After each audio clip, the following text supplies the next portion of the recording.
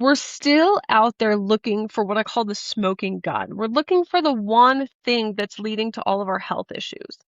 And I can't get it through to people that that thing doesn't exist. And even when I work with clients, I do my work, I do my assessment, I approach things from a different angle, and they still want to know, well, what if it's SIBO? What if it's Candida? What if it's parasites? And while all these things are problematic, and if they are present, we want to address them, I find that they're not the root cause. The root cause goes beyond those. Because if your body has parasites, that means there was already a vulnerability or an imbalance before the parasite took root.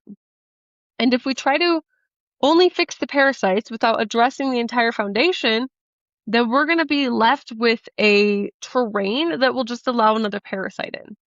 So we have to go beyond. We have to go beyond what's trending. We have to go beyond what everybody is blaming out in the health space. And that's really what it feels like. Like it feels like there's a lot of blaming. Do a parasite cleanse. Parasites are causing all your problems.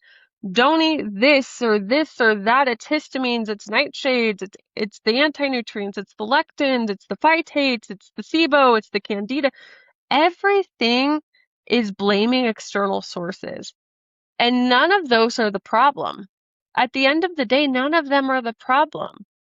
We have to take a level of radical responsibility and help to understand, how did our body become out of balance in the first place? This is what sets us free. This is what allows us to truly heal, to truly work to come back into balance.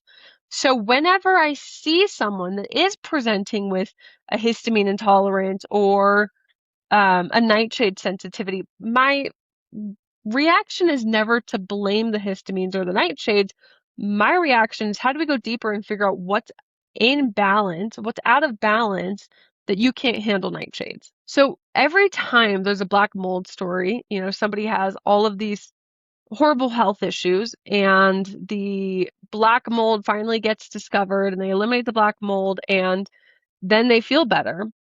What's interesting to me about these stories is that there's usually someone else in the house. Maybe it's a family, maybe it's a husband, and that person or these other people inside the house aren't impacted by the black mold as this one person is, which tells me it's not necessarily the black mold, it's the terrain or the person that's dealing with the black mold. So in the health spaces, I just want people to understand there's no quick fix and there's no smoking gun. There's never one thing that you can point to and say that is the root cause of all of your health issues.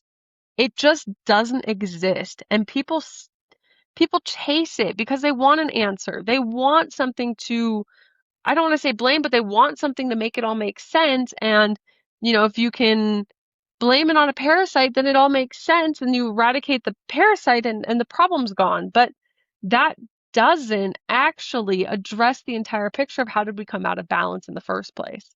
Because like I said, our body is designed to ward off invaders.